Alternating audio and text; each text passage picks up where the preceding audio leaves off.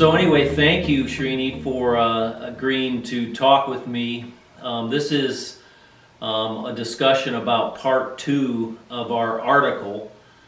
In that article, Srini, we basically show that the point density of point clouds created from drones using photogrammetry can be substantially higher than those created using a LiDAR sensor.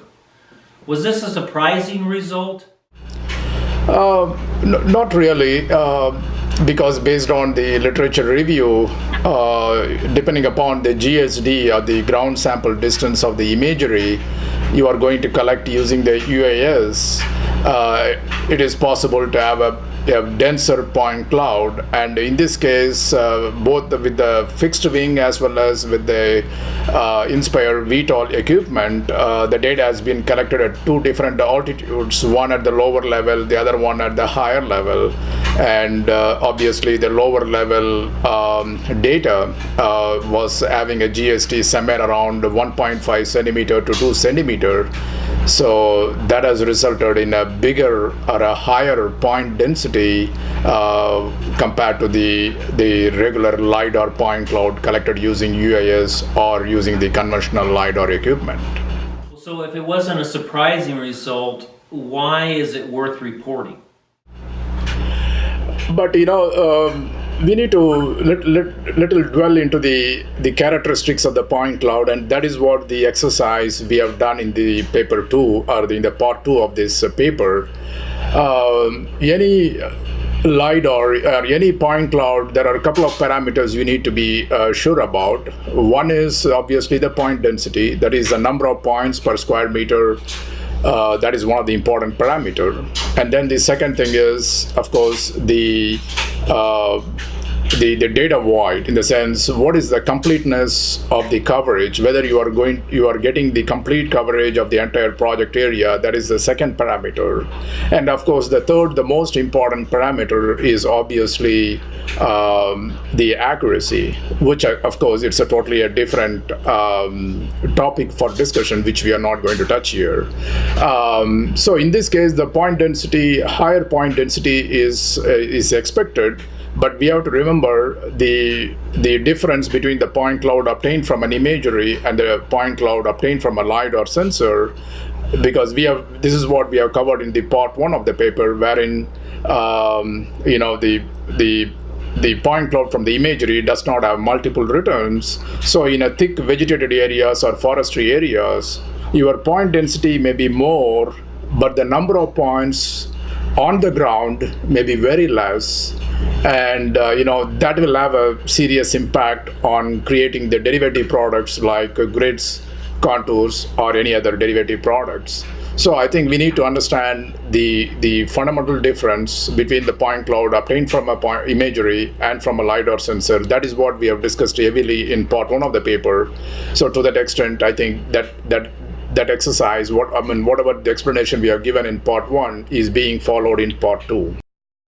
So I think one of the implications of what you said is we observed higher point densities from the photogrammetric point clouds, but a large majority of those points are not on the ground. So comparing a LiDAR point cloud where we have a substantial number of points on the ground to the photogrammetric point cloud where most of those points are not on the ground or might not be on the ground, there's no one-to-one there's not a legitimate comparison with point density when you're considering points on the ground. You are right. You are 100% right. So getting a higher point density is a good news, I would say, to start with. But only when you go into the next level of processing, wherein you take the entire point cloud. At this time, all the points will be considered as unclassified, and then you go through your rigorous LiDAR or rigorous point cloud processing method of separating the ground points from the non-ground points. That is one of the important exercise which we normally do in any point cloud processing. And only after that, if you are getting sufficient number of points on the ground, then I would say that is a more meaningful comparison. I think that is a time you can compare how many points you got on the ground from a point cloud obtained from an imagery and from a point cloud obtained from a LiDAR. So can the photogrammetric point cloud, whether the points are on the ground or not, they're on the surface of things, can that point cloud be used to create better orthos than you might get elsewhere? Yeah, I mean, as far as the orthos are concerned, I think yes, the answer is straight yes. I think you can create using the elevation or using the point cloud obtained from the imagery, we can use them and we can create better orthos. So there are no issues on that front. So then the second follow-up question is, can the photogrammetric point cloud be used to create better terrain models than a LiDAR point cloud? The term better is somewhat difficult to quantify, but to answer your question, I think the elevation or the terrain models can be created from the point clouds obtained from the imagery, just like we are doing in the case of LiDAR, and that is what this exercise has clearly showed. With the 7 different data sets your company has collected, with the fixed wing, with the VTOL, with the fixed wing UAS and conventional UAS, with the 7 different data sets collected at different altitudes, I think based on the entire exercise, based on the results, what we have seen so far, we can fairly confidently conclude that you can create terrain products from the point clouds, from the imagery, just like we are doing from the LiDAR point clouds. Yeah. Okay. And of course, that presumes something about the vegetative canopy and how permeable it is to light. You are right. That is what I think, we have discussed in the paper, part 1 of the paper. And yes, I think, what the terrain conditions will definitely play a role, and that is where the geospatial professionals have to exercise their judgment in selecting a technology. And I mean, as we said in part 1 of the paper as well as in part 2 of the paper, UAS is another tool for the mapping professionals. So what sort of technology to be used under what condition is what the judgment and the experience of the geospatial professionals come into play. Yeah, right. I would agree with that. So many of us have been using and operating drones and working with drone data over the last several years, and we've all seen and had to deal with this problem of data voids in the photogrammetrically derived point clouds. So how serious is this problem with drone data? Yeah, the data void, as I said, is another data characteristics which we have to look into. In the case of LiDAR point clouds, the data void can come only under certain instances. One of them is the presence of water, rivers, lakes and ponds, so on and so forth, because they don't reflect light, or rather they absorb the LiDAR. That is one area. And there is another case where a newly laid asphalt, and in that case we have seen there is not many reflections in LiDAR. But other than that, in all the other areas, we are supposed to get enough number of points. So the data void is one of the important criteria the buyers of the LiDAR data always look for. There are some certain standard guidelines are there, which is already explained in the USGS guidelines. I believe those guidelines will be applicable to the point cloud obtained from the imagery also. So whereas in the case of imagery point cloud, there can be any number of parameters that can cause a data void, and one of them is if the structure or the texture is homogeneous, then that may be one of the cause for that. But there is another important point which I think has come out very well in this exercise, is the amount of preparation that has to go in the data collection, because we all know that the UAS data is collected with the sufficient overlap and end lap, and if the flight plan has not been made properly, it is possible we will not have sufficient number of overlapping images in an imagery in an area, and that will definitely cause the data void. And that is what we have shown in the part 2 of the paper, the 3 images where we are showing the complete green wash indicates that the data, we have a complete coverage of the area. And whenever you see some yellow color or whenever you see some red, that's a sort of concern. Yellow means less than adequate number of images were collected.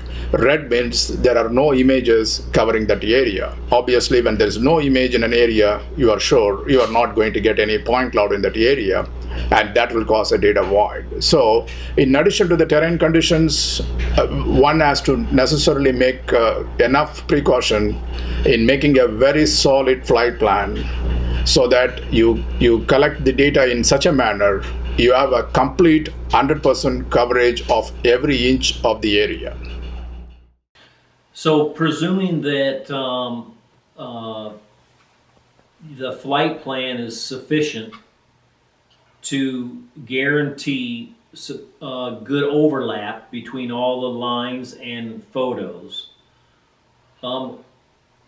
what are some things that drone operators can do to minimize the other types of void areas that arise because of the texture of the feature being imaged, like a grass field or a forest canopy, that kind of thing? Yeah, there are a couple of ways people have been attempting, and people have reported successful results in overcoming the issues what you have mentioned. One of them is to increase the percentage. Normally we go at the 80% or 75 to 84% is what we go for the overlap, and there are areas you can cover with the 85% or something like that. That way what happens is that the terrain which is having homogeneous texture, there will be more number of images will come, and it is possible instead of the image completely covered by a homogeneous textured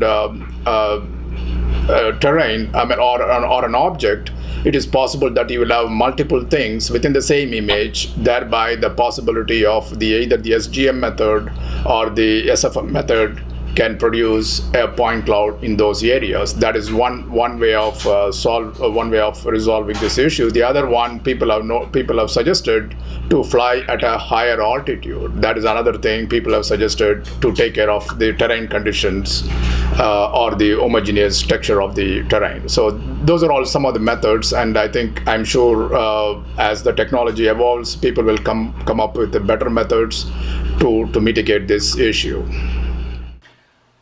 Considering the expense of LiDAR acquisition, whether it be by drone or manned aircraft, it seems like drone imagery is all that's needed then to create useful point clouds for many projects. Do you agree with this? Yeah, I fully agree that in areas, again, as I said, there are so many other parameters you have to look into. What is the size of the project area, and there are illumination conditions. All those other things come into play. But assuming that everything remains the same, definitely you can suggest the imagery-based point cloud over the LiDAR indefinitely in some cases. Can you discuss the types of drone projects, Srini, where it would make sense to use LiDAR on the drone and capture a LiDAR point cloud, knowing it's going to be much more expensive? So I would say if the project is of decent size, it's not small in the sense if it is not 1 or 200 acres, 100 or 200 acres, couple of hundred acres. If it is decent size, but it is not extremely large, not like 100 square miles or 50 square miles. But if it is 1 or 2 square miles, which means somewhere around 1,200 to 1,500 acres, then assuming that the terrain conditions are suitable for both LiDAR as well as imagery, then in that case, probably my preference would be for the LiDAR-based point cloud rather than the imagery-based. Have you noticed any significant difference in accuracy given given a project that's suitable for both LiDAR from a drone and photogrammetric point cloud from a drone? Is there any significant difference in achievable accuracy for the LiDAR or photogrammetry point clouds? Based on the results so far that has come out, I would say that we can get comparable accuracies between the photogrammetric point cloud and versus a LiDAR point cloud, assuming that the terrain conditions are conducive for imagery-based data collection. What lessons have you learned about data collection with UAS as a result of this project and writing these two papers? I think we all know from the industry we have gained knowledge that any project, whether it is a small or big, project planning is the key to any successful project. And obviously in any photogrammetry LiDAR project and now the UAS project, the better the quality of the data you are able to collect, and you are going to have less issues at the time of data processing. So which means your goal is to collect data which is very good for subsequent processing, which means all the precautions what we normally take in any conventional photogrammetry job, that means making a flight map and making sure that the flight map covers the project area, and also making a control layout that is suitable for the flight map. All those knowledge, whatever we have gained over a period of time, that needs to be applied in the case of UAS also. So we need to come up, whether it's a very small 40-50 acres or if it is a 300+ acres, just like the current project. Advanced planning, especially with regard to the data collection and the control layout, is very critical for success of the project. The other important thing in UAS we have to notice is it is not with one single lift you will be able to collect the data. So what happens is that if you're having a 300 acres data, you may have to have something around 6 to 8 lift depending upon the altitude at which you are flying. So that means not only you need to ensure that within the lift you are having sufficient overlap and end lap, but also make sure that between the lifts also you are having adequate coverage in terms of end lap and overlap. Otherwise you are going to end up in some data void, which means I think the data may or may not meet the accuracy specs. Yeah, in fact, that was a problem we had in this study. Was at least one of our contractors had difficulty collecting photography with sufficient overlap between lifts. Within a lift, it was pretty straightforward, but because there were 7 or 8 lifts, there were voids between some of those lifts when you get back to the office that were surprises and unwanted. True. And the second thing is that now I think we need to have a mechanism so that the UAS pilot, before he leaves the project site, should make sure that you have a complete 100% coverage of the data.